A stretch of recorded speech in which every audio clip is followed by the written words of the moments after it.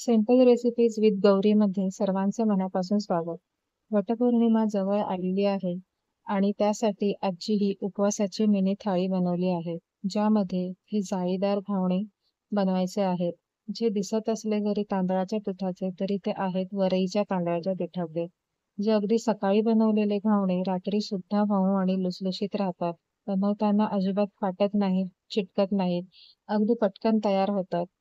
त्याचबरोबर उपवासाची बटाट्याची भाजी आणि चटणी देखील बनवलेली आहे. तर आजची ही मिनी थाळीला आपण पटकन सुरुवात करूयात आणि बघूयात त्याची संपूर्ण कृती. तर सगळ्यात आधी आपल्याला खोबऱ्याची चटणी बनवायची आहे. त्यासाठी मी इथे 1 वाटी ओलं खोबरे कापून घेतलं आहे. त्यामध्ये तुमच्या आवडीनुसार हिरवी मिरची घालायची आहे, पाव चमचा जिरे, चवीला साखर, मीठ, लिंबू हे ऑप्शनल आहे. जर तुम्हाला आंबट चटणी आवडत असेल तर 2 चमचे लिंबाचा रस पिळायचा आहे.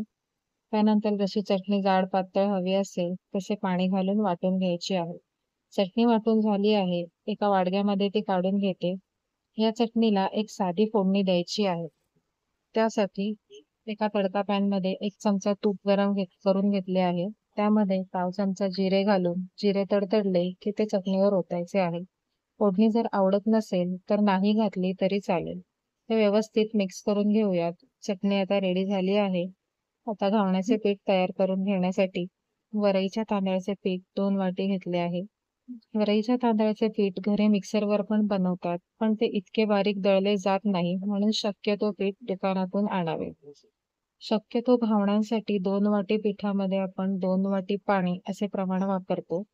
पण सर्व पाणी एकदम ओतायचे नाहीये. मी शेवटला सांगते मला किती पाणी लागले आहे ते. हे फक्त उपवासाच्याच दिवशी बनवले पाहिजेत असे नाहीये. हे घावणे इतर वेळेला सुद्धा खूप छान लागतात. नाश्त्याला किंवा डब्यामधून तुम्ही देऊ शकता. आतापर्यंत मी इथे 3 वाट्या पाणी वापरून झालेलं आहे. आणखीन थोडंसं पाणी मला लागणार आहे. तर ही 4थी वाटी पाणी मी घेतेय, पण ते पूर्ण वापरणार नाहीये. 3.5 वाट्याच पाणी मी घेतलं आहे आणि एवढं पाणी आत्ता पीठ भिजवण्यासाठी पुरेसे आहे. तर 2 वाटी पिठामध्ये 5 मोठे घावणे तयार होतात. त्या हिशोबाने तुमच्या घरातल्या माणसांच्या हिशोबाने तुम्ही पीठ घेऊ शकता. आता सगळ्यात शेवट आपल्याला या पिठात मीठ घालून घ्यायचे आहे. मीठ हे नेहमी कोणताही पातळ बॅटर बनवताना सगळ्यात शेवटीच घालायचं, त्यामुळे त्याचा अंदाज सहसा चुकत नाही. या पिठाची कन्सिस्टन्सी आपल्याला दह्यापेक्षा थोडीशी पातळ आणि ताक असतं त्याच्याहून थोडीशी घट्ट असं हे पीठ भिजवून घ्यायचं आहे. हे पीठही आता भिजवून झालेलं आहे. उपवासाची बटाट्याची भाजी बनवायला घेऊयात. त्यासाठी मी इथे 2 चमचे तूप घेतलेले आहे. तुपाच्या ऐवजी तुम्ही तेलही वापरू शकता.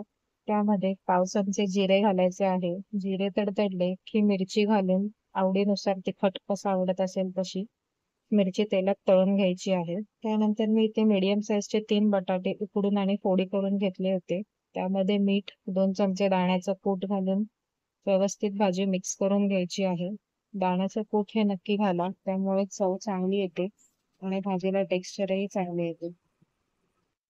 व्यवस्थित भाजी परतून घेऊयात आणि 2 ते 3 मिनिटं आपल्याला झाकण ठेवून वाफेवरती 2-3 मिनिटं शिजून द्यायची आहे. 3 ते 4 मिनिटांनंतर झाकण उघडून बघूयात. भाजी व्यवस्थित शिजलेली आहे. आता लिंबू परत ऑप्शनल आहे. जर तुम्हाला घालायचं असेल तर घाला, नाही घातलं तरी चालेल. 2 ते 3 चमचे ओलं खोबरं टाकणार आहे मी. याने पण भाजीला चव खूप छान लागते. नसेल आवडत तर नाही घातलं तरीही चालेल. पुन्हा एकदा ही भाजी व्यवस्थित मिक्स करून घेऊयात. ही भाजी आपण रताळा आणि बटाटा असे मिक्स करून सुद्धा बनवू शकतो. ही भाजी आता तयार झालेली आहे. आता पटकन सुरुवात करूया घावणे बनवायला. घावणे बनवण्यासाठी मी इथे नॉनस्टिक तवा कडक गरम करून घेतला आहे. तवा हा नॉनस्टिक किंवा बिडाचाच वापरायचा आहे, नाहीतर घावणे बनत नाहीत. ते चिकटतात तव्याला आणि तुटतात. 1 चमचा तेल तव्याला लावून घेणार आहे.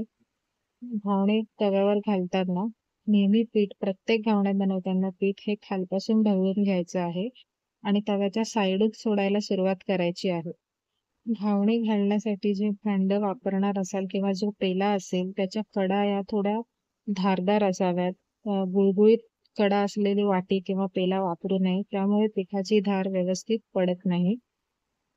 तर घावणा आपला घालून झालेला आहे. वरच्या साईडून थोडं सुकत आलं की मग त्याच्यावरती थोडंसं तेल आपल्याला सोडायचं आहे आणि गॅस फुल ठेवूनच पूर्ण घावणं मी इथे भाजून घेणार आहे. झाकण वगैरे ठेवत नाहीये. तवा जर मोठा असेल तर चारही बाजूने फिरवून फिरवून व्यवस्थित घावणे शेकून घ्यायचं आहे. नाहीतर मधून घावणं शिजलं जाते आणि शेवटला ज्या कडा असतात त्या तशाच ओलसर राहतात आणि मग घावणे पलटताना ते तुटतात. म्हणून घावणे हे चारी साईडून व्यवस्थित शेकून घ्यायचे आहेत. एका मिनिटामध्येच घावणे साईडून कडा सोडायला सुरुवात करते. ते व्यवस्थित कडा सुटल्याशिवाय मुद्दामून आपण त्या जबरदस्ती कडा सोडवायच्या नाहीयेत, नाहीतर ते घावणे तुटते. आणि चारी साईडून व्यवस्थित कडा सोडवून घावणे आपल्याला पलटी करून घ्यायचे आहे. काही ठिकाणी घावणे एका साईडनेच भाजतात, पण मी दोन्ही साईडून भाजते.